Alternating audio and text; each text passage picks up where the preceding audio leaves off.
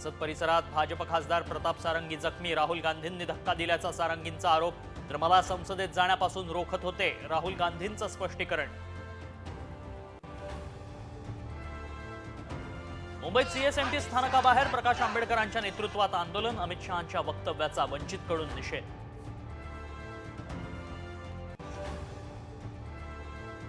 अधिवेशन संपल्यानंतर लाडक्या बहिणींना डिसेंबरचा हप्ता मिळणार, विधानसभेत मुख्यमंत्री फडणवीसांची मोठी घोषणा।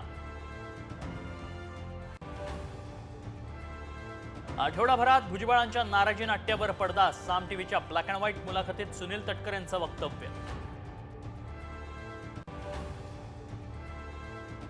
राम शिंदे निवडून आले असते तर गिरीश महाजनांचं मंत्रिपद गेलं असतं। सभापती झाल्यानंतर शिंदेंचं अभिनंदन करताना अजित पवारांची महाजनांवर टोलेबाजी।